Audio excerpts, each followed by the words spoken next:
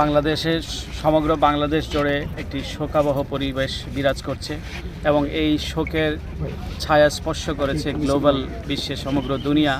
বেগম খালেদা জিয়ার এই চলে যাওয়াতে শোকাভিভূত এবং আপনারা জানেন সমগ্র দুনিয়া তাদের রিয়াকশন জানিয়েছে, কন্ডোলেন্সেস, শোকবার্তা পাঠিয়েছেন এবং দেশের সরকার প্রধানরা এবং আমাদের দেশের আঞ্চলিক অনেকগুলো রাষ্ট্রের, প্রতিবেশী রাষ্ট্রের প্রতিনিধিত্ব হয়েছে তার ফিউনারেলে।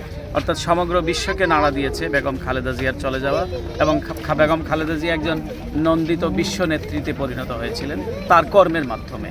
গণতন্ত্রের প্রশ্নে তার আপোষহীনতার কারণে দেশের স্বাধীনতা এবং সার্বভৌমত্বের গ্যারান্টি হিসেবে তিনি নিজেকে উপস্থাপন করেছিলেন, দেশের সাভরেন্টির ব্যাপারে, সার্বভৌমত্বের ব্যাপারে, এবং কোনো আগ্রাসী শক্তির কাছে তিনি বিন্দুমাত্র মাথা নত করেননি, যার জন্য তাকে অনেক কাঠঘর পোড়াতে হয়েছে।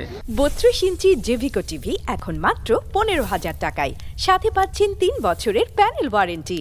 দেশি বিদেশি ষড়যন্ত্রের মুখোমুখি হতে হয়েছে তাকে। শেখ হাসিনার দ্বারা, তার সরকার দ্বারা দিনের পর দিন বিনা বিচারে কারাগারে থাকতে হয়েছে, বিনা কারণে, যাকে স্টেট ডিপার্টমেন্ট তাদের রিপোর্টে বলেছে তাকে political প্লয় to remove her from the political process, তাকে রাজনীতি থেকে দূরে সরিয়ে দেওয়ার একটা চক্রান্ত ছিল বলে তারা রিপোর্টে প্রকাশ করেছে। পৃথিবীর সব জায়গা থেকে সেটি প্রকাশিত হয়েছে। অন্যান্য দেশ, যুক্তরাজ্য সহ ইউরোপীয় ইউনিয়ন, সমগ্র দেশের বাংলাদেশের অ্যালাইজ এবং পার্টনার্স, তারা মনে করে যে বেগম খালেদা জিয়ার প্রতি অন্যায় আচরণ করা হয়েছে এবং দেশের মানুষ তার জ্বলন্ত সাক্ষী এবং এভাবে তাকে ধুকে ধুকে মৃত্যুর দিকে পতিত হতে হয়েছে। আমরা তাকে হারিয়েছি। বাংলাদেশের একটি নক্ষত্রের যে বাংলাদেশের একটি ধ্রুব তারা ছিলেন বেগম খালেদা জিয়া। তো তার যে লিগেসি, এখন সবচেয়ে বড় জিনিস হবে তার শোক, এই শোককে শক্তিতে পরিণত করে তার যে গণতন্ত্রের যে লিগেসি, মুক্ত মতের যে লিগেসি, নেশন বিল্ডিংয়ের যে লিগেসি, অর্থনৈতিক মুক্তি এবং প্রগতির যে লিগেসি, সেটি আমরা ধারণ করব, লালন করব।